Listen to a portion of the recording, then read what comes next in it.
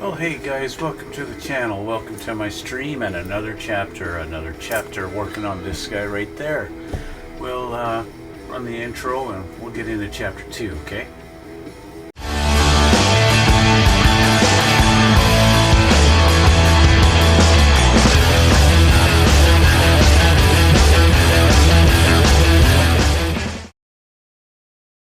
Okay guys, we're back and we're continuing on the build. Last time we got most of our cockpit assembled, and you know, I ran into a little bit of issues with these little pieces up top here that go on this little bulkhead, and I since did a little bit of research online, saw somebody else had the exact same issues. We're trying to figure out exactly how those go in, and as it turns out, I'll change the camera and I'll show you. Where are we here? There we go.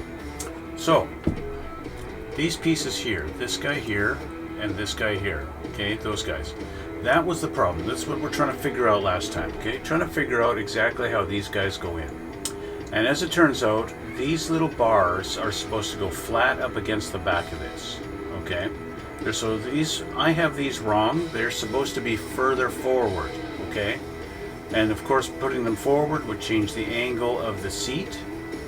It would change the angle of this, and of course would then put our seats down on the bottom, on the front, just like they're supposed to be, where mine are sticking up a little bit because the angle is wrong. I have the angle wrong.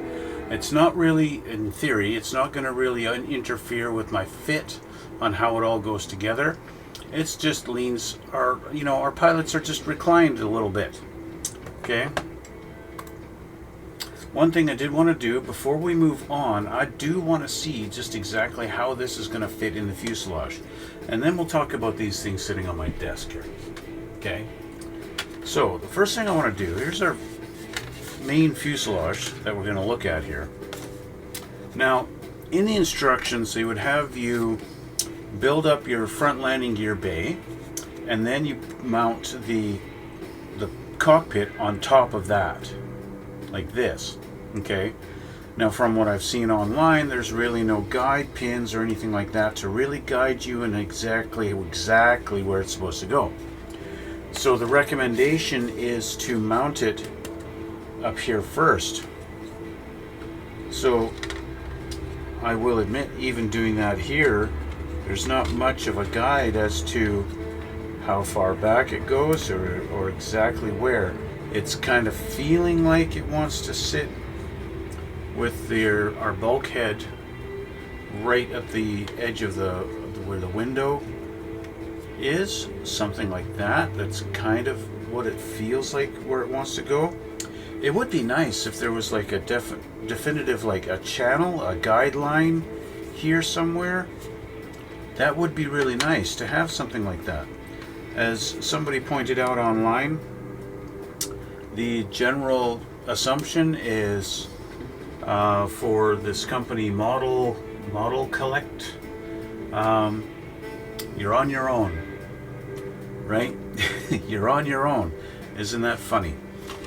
As far as color callouts, again, they give you the color you're supposed to do with this for the main fuselage, and for the inside of all your bays. Of course, what are they? Guess what? White, just like every other American aircraft. Inside of all your bays are supposed to be white.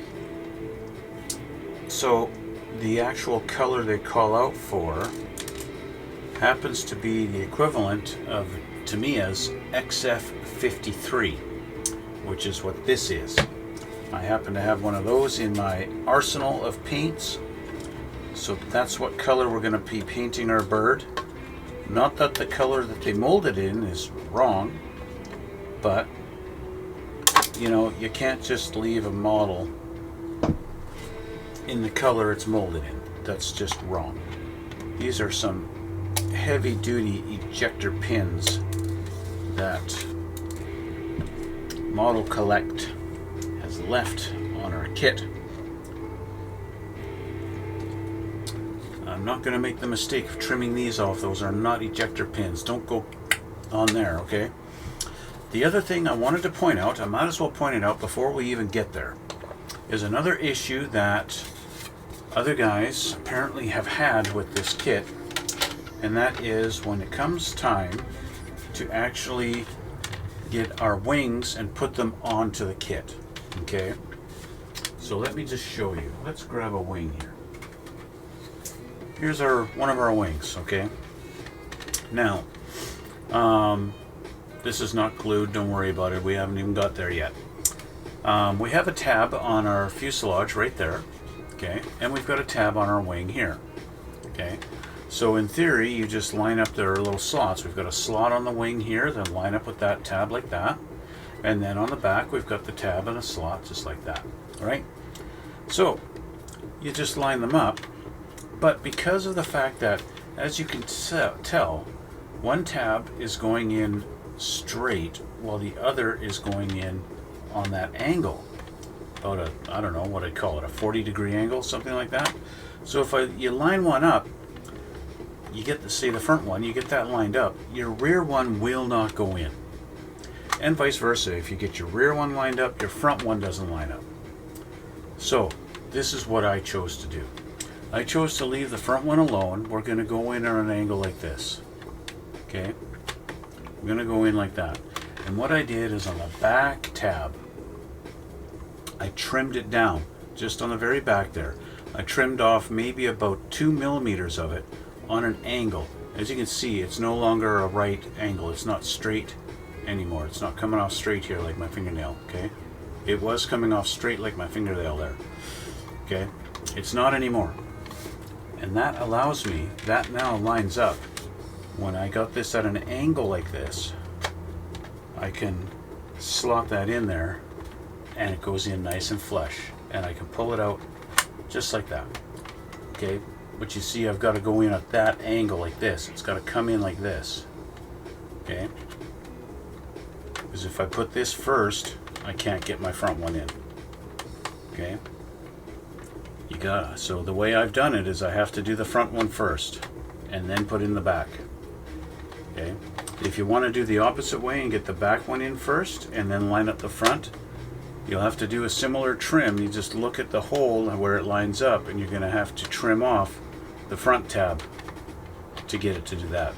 I chose to trim the back one, but I did that on both sides, and so my wing's going to work. Okay, all right, I just wanted to show you guys that before we even get to that stage. So the next thing we need to do is talk about these guys. See, my friend that I'm building this for, that asked me to do this, he kind of wanted it to be dropping off the GBU 57 bunker buster bomb. Okay, this kit that I chose doesn't come with the bunker buster bomb. Now apparently Modelcollect does have a version of this kit that is different than the one I bought, that actually does come with the bunker buster bombs. I didn't know that when I was buying the kit, so I went and downloaded STL file of bunker buster bombs, and I printed them out. I printed out 4 of them just so that I could have, you know, pick and choose ones that printed good. The idea is I'm going to have one bomb stowed in one of the bays like this, and that's why the fins are down. And then one bomb will have been dropped, and that's why the fins are out. And so we've got those, and those are big honking bombs. Look at the size of that. Imagine a pilot in the seat, and you got your bomb. Like that is a huge bomb. Apparently these things are 20.5 feet long, or tall, however you want to look at it. 20.5 feet. And of course 30,000 pounds. Yeah, they are massive bombs. These are from an Ed 209, and they are totally irrelevant to this whole thing. That's my own personal little project I'm working on right now, so yeah. And I'm also quitting my pop. This is my last little hurrah of my Pepsi Zero.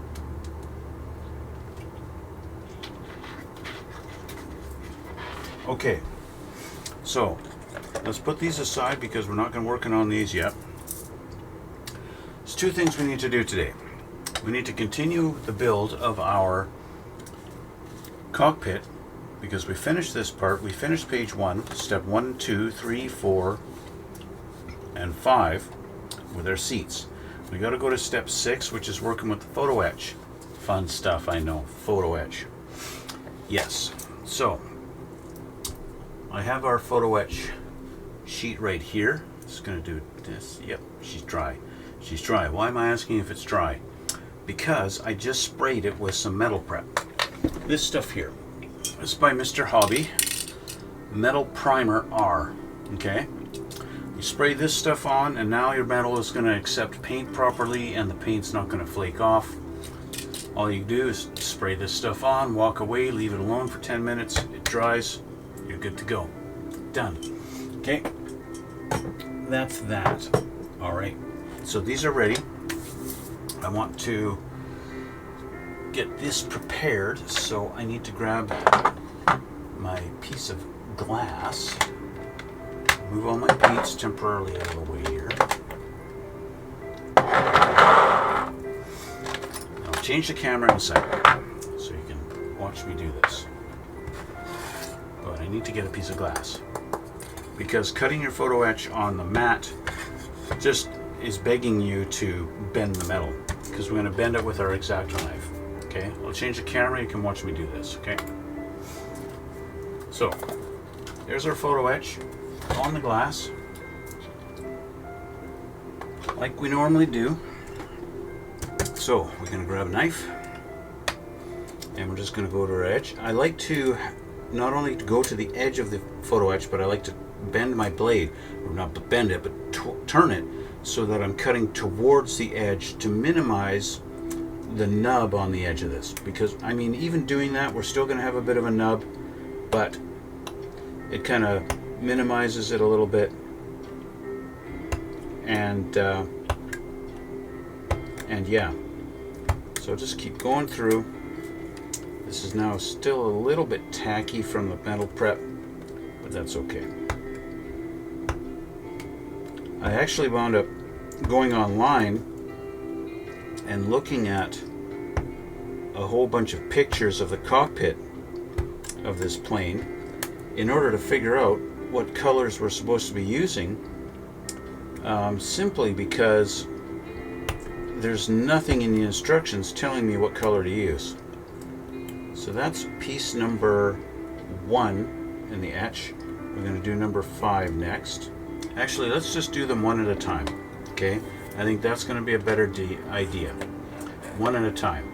So now that I've got this off of here, even though I try my best to clean up those, take it off with minimal nubs, I still need to do this. So I need to take my flat tweezers, get it as close to that nub as I can, and I'm going to run my file or my sanding stick along the same edge, in the same direction as the metal, not crosswise. Don't go cross like this. Go the same direction, otherwise you're just going to bend the metal. Now I like to use this stuff, but you can use a metal file also. If I can find my metal file in my file in my pile. It seems to be hiding on me. There it is. You can use a metal file too, and go in there very lightly and just let it do its job. Okay, I find using the sanding stick really tears the heck out of it, because you know you are sanding metal. Okay, so I go as close to the nub as I can with the tweezers. That gives me a nice good hold on it, and just go until it feels kind of smooth. You run your finger on there, you don't feel it sticking up anymore. That's all you need to do. Do this edge. Sometimes, I don't know why, pulling instead of pushing just feels better. There we go. Okay, so number 1 is done. Let's look at our instructions where number 1 goes. That's 6, 1, and 4. So number 1 goes down into this little triangular area here, which means he's going to go in down in here, right about there. Okay, so we know where he's going, and we obviously know that means number 5 is going to go on the same area but on the other side, right? Yes, looking at the next step, number 5 is going in the same spot, and we got number 3 going against the wall right above it, while number 4 goes on the wall right above number 1. So we know where those are going, so I might as well take these off in preparation.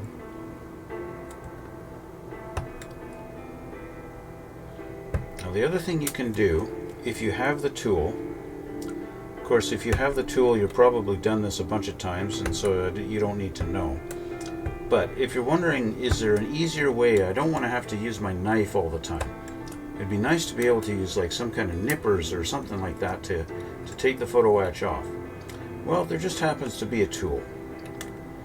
After I get this one off of here, I'll show you. So that one's about ready to go. You can use something like these. These are made by a company called Xuron.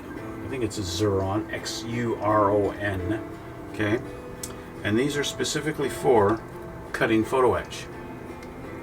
So I'm going to use these to trim that ugly looking nub right there where my finger is, where I'm pointing.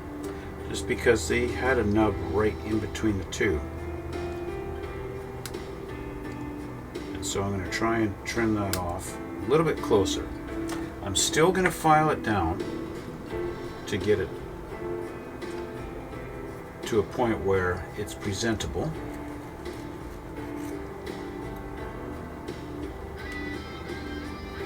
This was the one that was a little bit bent on the sheet here.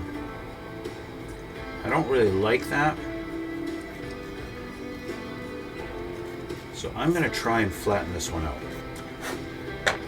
I happen to have the photo etch bender.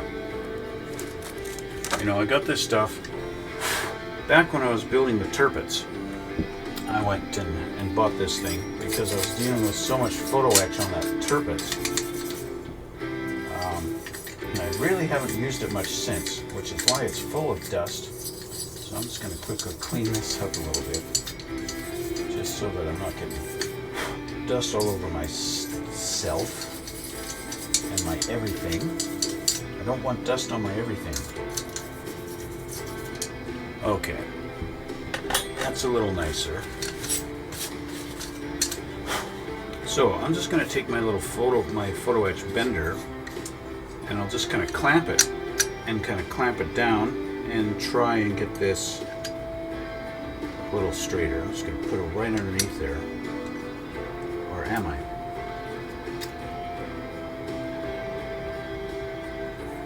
Let's try this corner. I didn't like that corner. So I'm just going to tuck it in here. Get it in there. Clamp it down. Clamp, nice and tight. And bring it back up. This thing's made of aluminum. Well, that did a pretty good job. It's better than it was anyway. Okay, so that's that one. Let's get 3 and 4 off of their spots. Now I'm going to have to keep in mind which one is which. So let's do number 3 first. I'll get almost all of them off. And I'll leave number 4 held on by one piece still.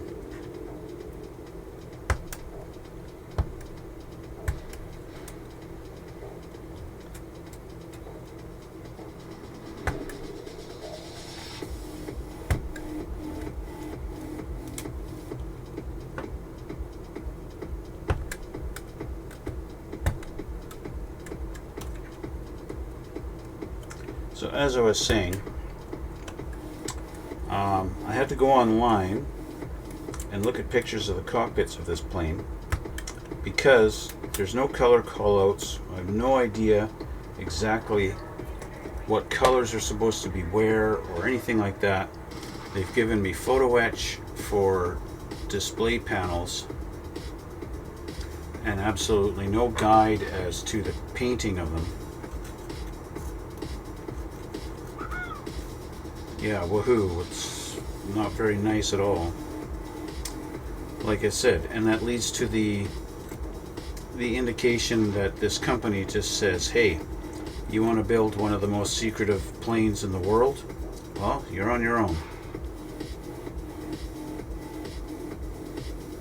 And that is kind of the feeling. Fortunately, we have things like the internet to help us out with that.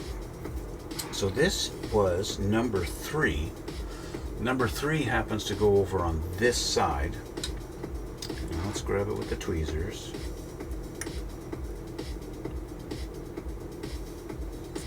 And as you can see, it's got a bit of a curve. So I think it's going to go with the curve down as it goes into that little spot. Or it just falls right out.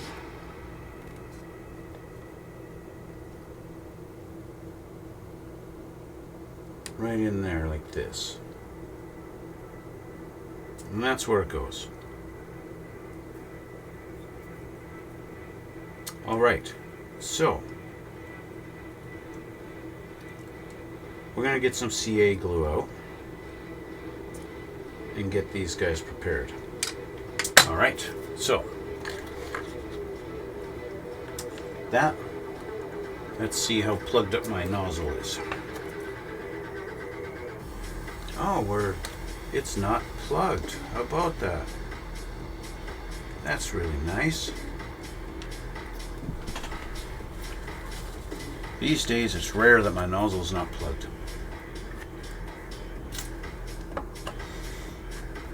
Get my applicator out. So what I'm going to do is my plan. Here's my plan. Take a bit of this, put it in that spot where it's going to go. And then I'm going to try and drop it on there.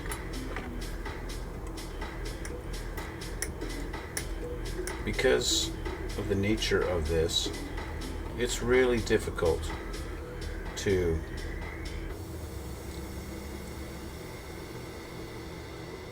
once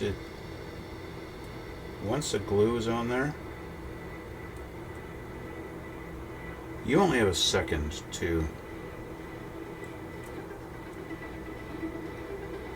really do anything with it. Okay, so number 3 is in. So we're going to put in number 5 goes on the panel right in front of it, so I might as well do number 5 next. Let's put some glue on this spot. Oh, number 3 is not glued in.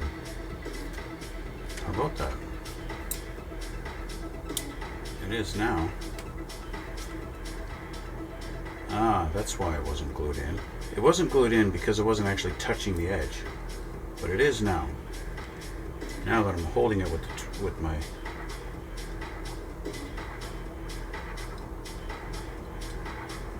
tweezers. Let's get a little more glue down in here. Okay. And number 5.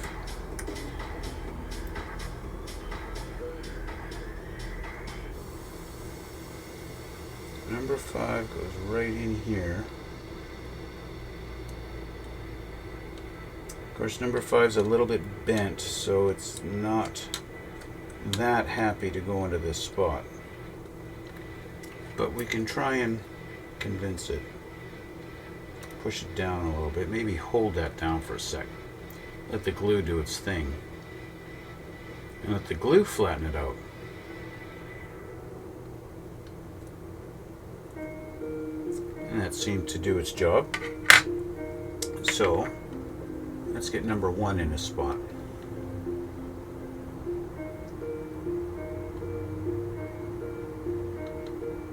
A little bit of glue.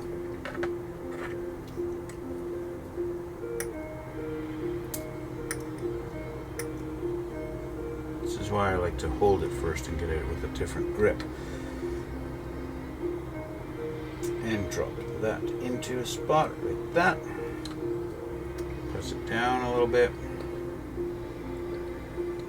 There we go.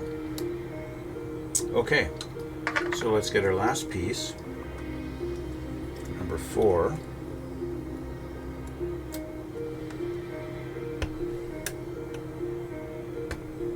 There we go.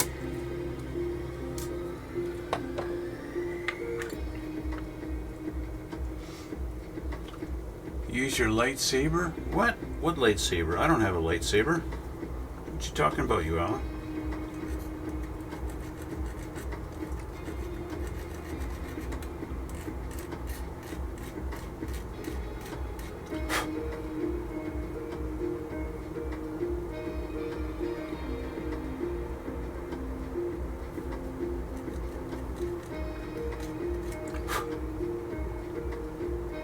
Okay, that's good enough. Let's put some glue on the spot.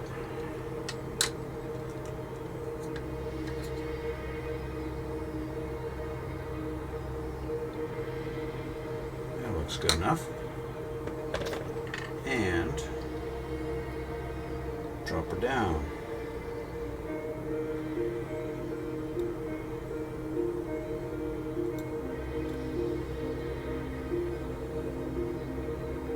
Give it a bit of a squeeze just to make sure it conforms to the curve.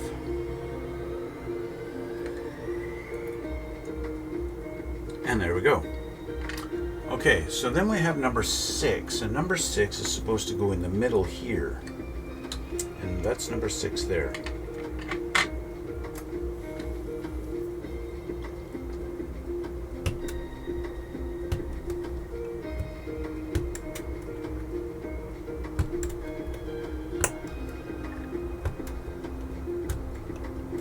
There we go.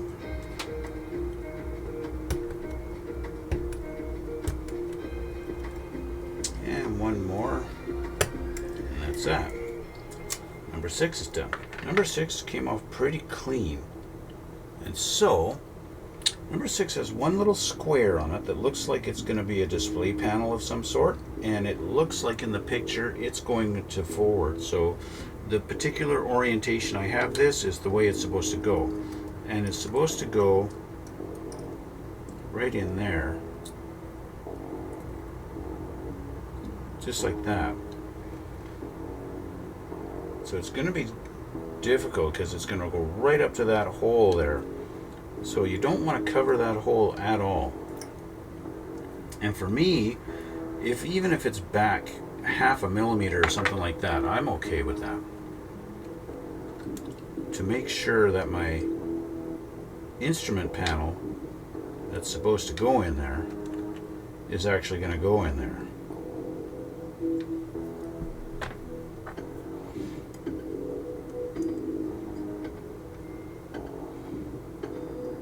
So I'm actually going to grab it from this way. I'm going to turn the whole thing around because I'm left-handed. I want to go a little bit of glue on this edge and go right there. And kind of let it fall into place. Was that where you wanted it to fall? Not exactly.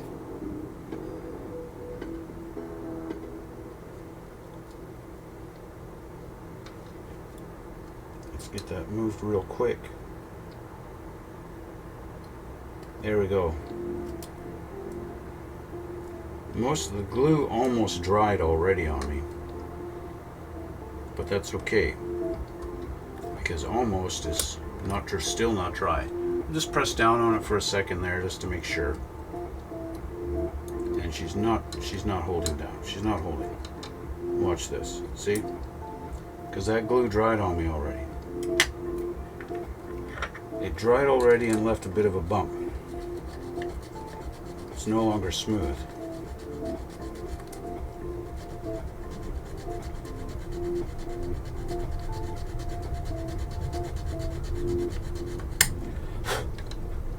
So now I'm sanding down that glue with my file.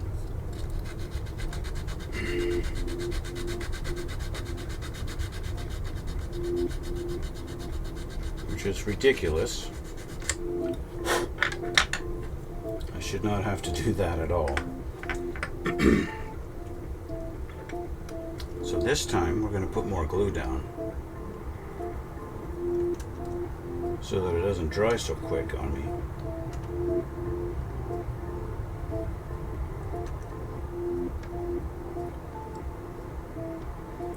Give it a second to, like, give me a second to work with, okay? Like, come on, man.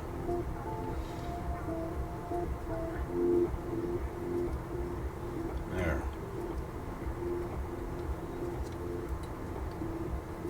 Okay, now I'll hold it down for a second. We'll see what happens. You gonna lift?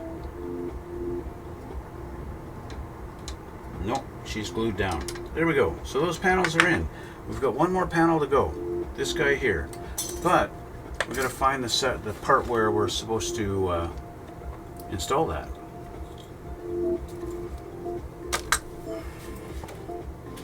So they show us putting in the PE parts here. PE stands for photo etch, and these parts here.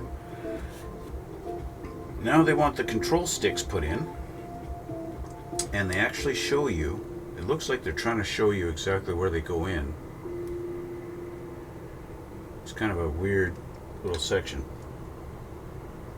Yes, so they're trying to show you in these little notches, which are right here on the floor.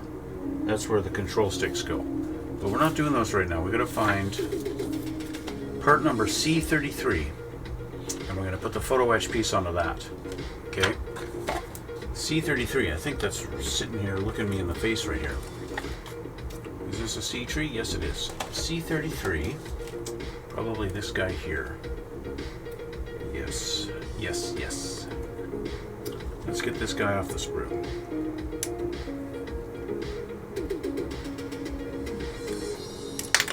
Okay, so first things first, clean up the nubs.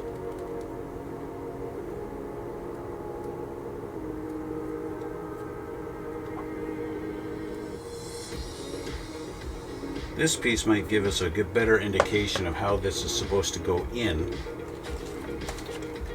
onto our, once the plane gets put in the fuse, because it looks like this is just going to sit like this with this little tab going into that hole.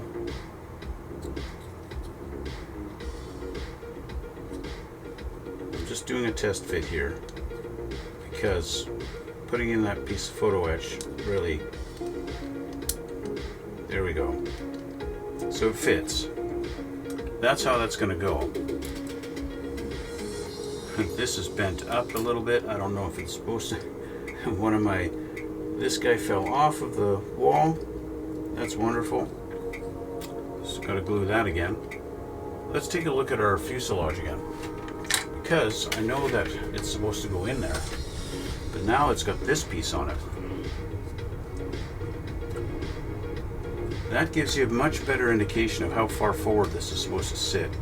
It kind of sits right into that little hole, right at the bottom of the hole. So that is where this goes in the fuselage. And we'll glue this in later, but that's how she's going to go. But we got to paint. I got to do some painting on this first, before she's all ready for assembly.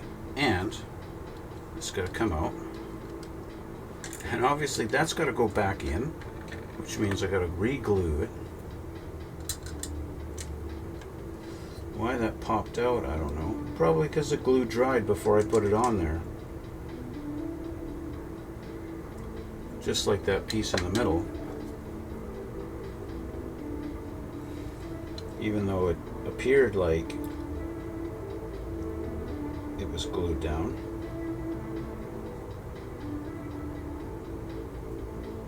I'm going to clamp it. I'm going to put a clamp on there. There. I'm just going to hold that with the clamp for a minute. We're going to get our main piece out. Where'd my knife go? I'm going to get this guy. Once we get this glued in, we're going to deal with the next part. And that's something that has nothing to do with this actual kit. but something I'm going to be doing, and that is pilots. You go, what? I thought you didn't do pilots.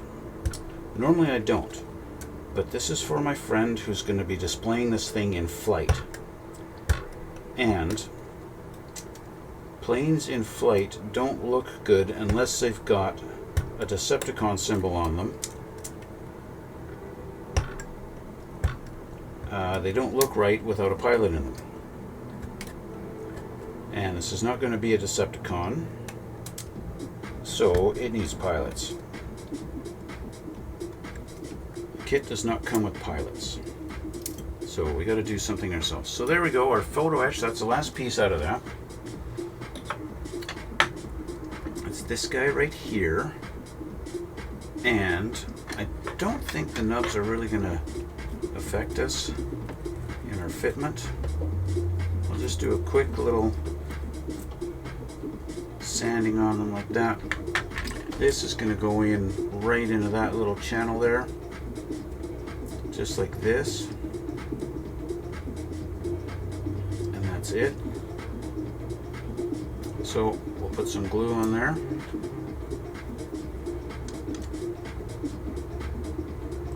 We'll put enough glue that it's not going to dry on me.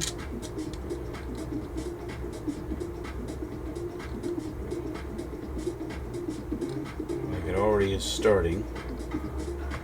It's kind of a drawback to this whole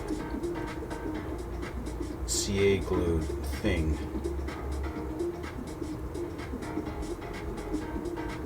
There we go. A little press down. Now I'm going to clamp this too, just because I'm having issues with this actually holding. And normally I don't. There we go. I mean, clamping it for 2-3 seconds. CA glue, right? CA glue is almost instant, so sometimes it's too instant. Okay, there we go. That still came off. What the heck, man? What the heck, man?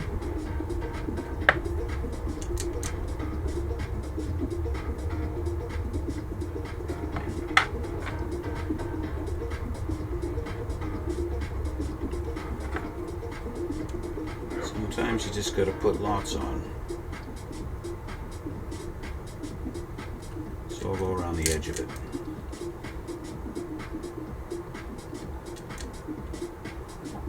I'm going to, just in case, I'm going to do the same on this side.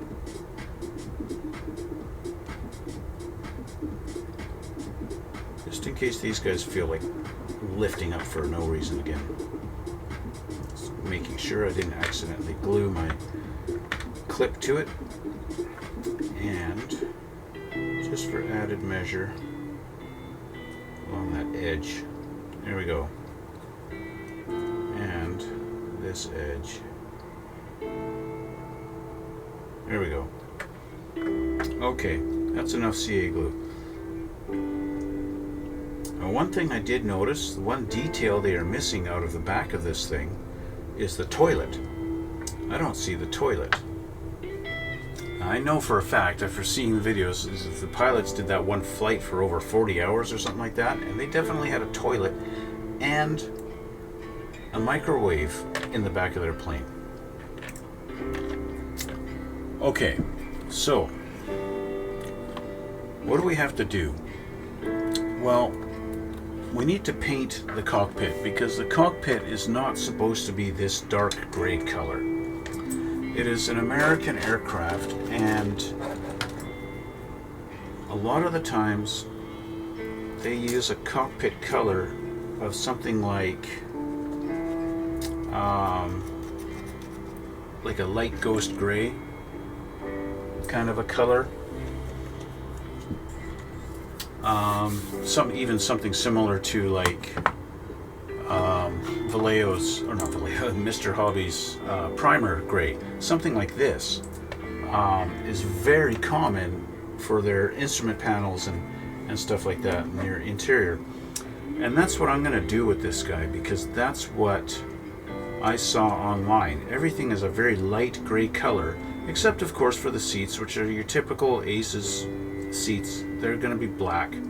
So I'm going to paint these, maybe not this bright gray like this, maybe something like XF54. I'll use this gray.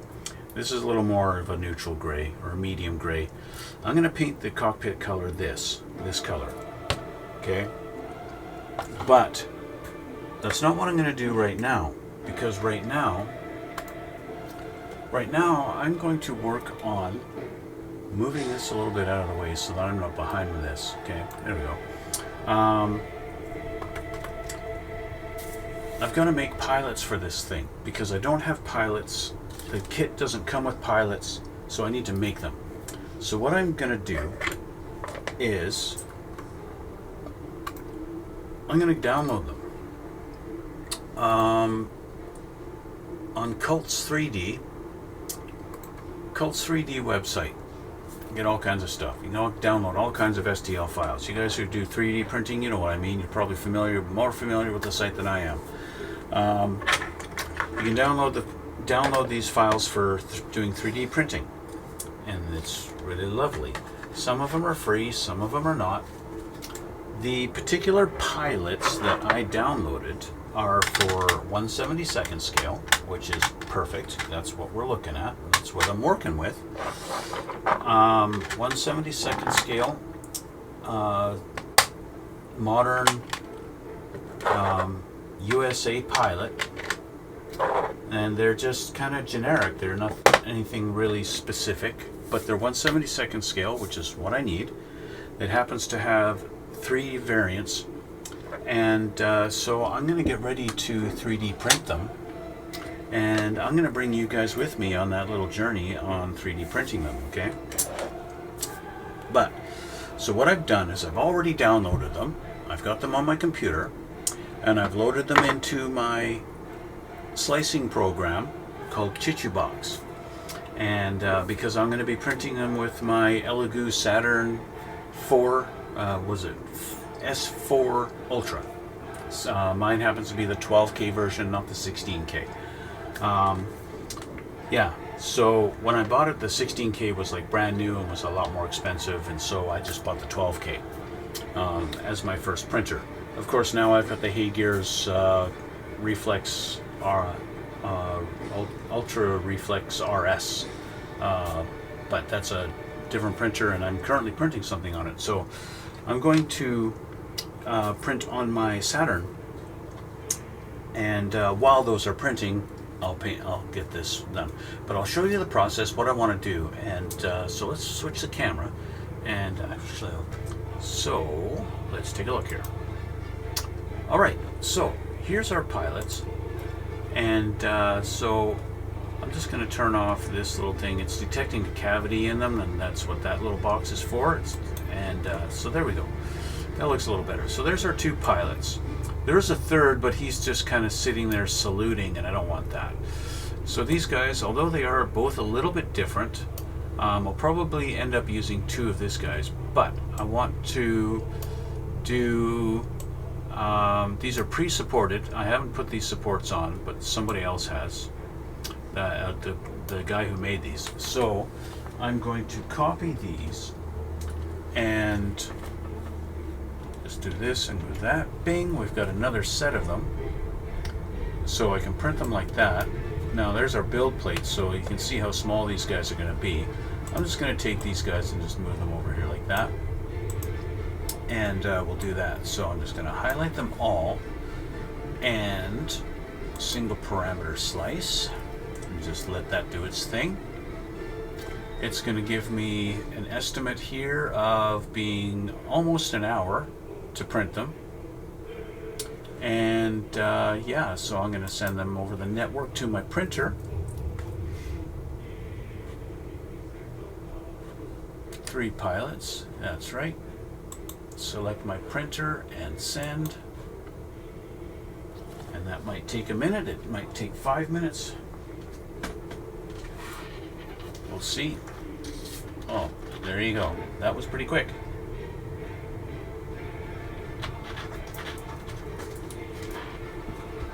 Alrighty, so I could hit print, but my printer's not quite ready right now.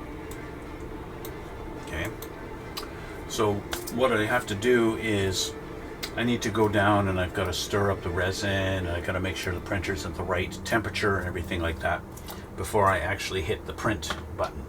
But I do have my air compressor fired up and it's ready to go.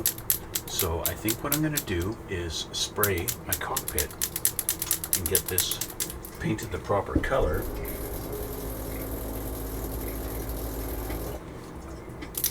So that my pilots will have a nice prepared home. I think this is going to be too thick. I'm going to have to put some thinner in there before I spray. So let's thin this up a little bit.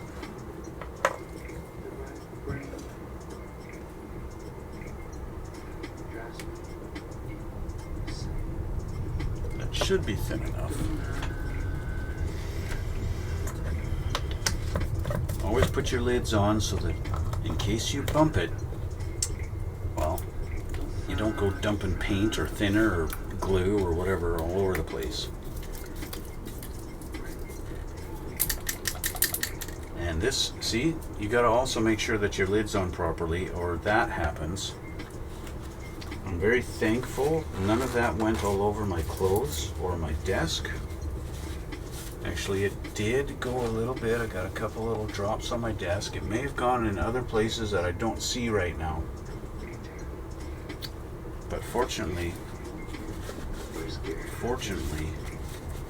most of it went all over my fingers. That sucks. And that is why I like to clean off my rim.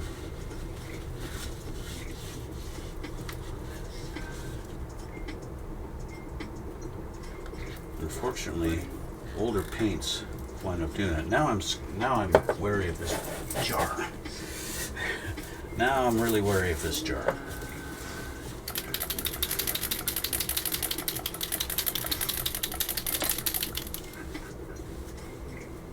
Yeah, see, it still wanted to leak out.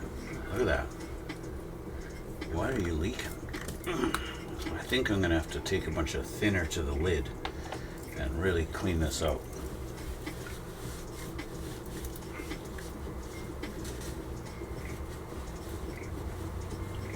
My jar itself seems fine, but I'm gonna have to wash my hands in lacquer thinner later. Yeah. Okay, let's get some paint in here and get this painted. I think I'll get this painted and then call it a day.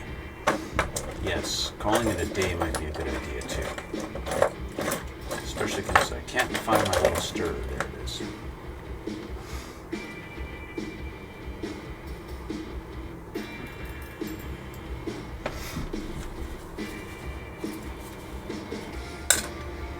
You see little drips down the side, that's why we wipe it.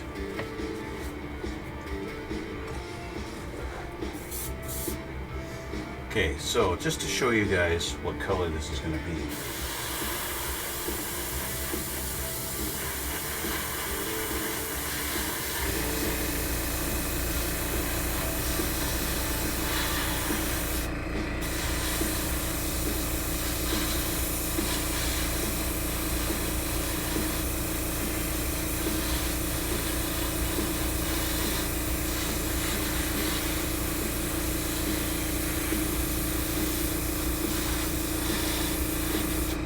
That's a lot more true to what color it really should be. You compare that to the top there, right? Sure.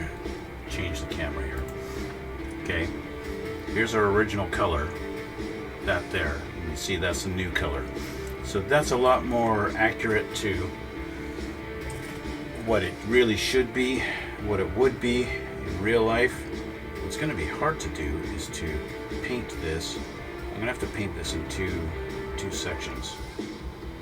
Maybe. I might be able to just grab onto it like that. We'll try it like that. There we go. Now I think actually the top here is probably going to be flat black. Right? That's probably what it's supposed to be. But whatever, I got a coat of gray on it. You can always paint it black after. Okay. So I need to clean out my airbrush now, and obviously I need to clean out the lid on this thing. So this is where I'm going to leave it for today, guys. And I don't care about you, bot. Get out of my screen. I want to thank you guys for watching, and thank you for all the support. And yeah, we're going to head down and we're going to print those guys off. You'll see those pilots in the next episode, and we'll see how they fit in our little cockpit, and how all that goes. That should be interesting. It's always interesting when you try and do custom stuff like that, because I really don't know. Yeah, you print those out, the pilots out, and they may look fine. You go to put them in and they don't fit, right? So it's going to take a little bit of testing, probably. But I'm hoping they're for 1/72nd scale. This is 1/72nd scale, and everything's going to fit fine. So that's what I'm hoping for. Anyway, guys, I want to thank you. Check out the description box below. You'll see links to my other stuff. Hit subscribe if you haven't already, and hit the like button, and leave a comment if you feel like to. I want to thank you guys for watching, and we'll see you all in the next one.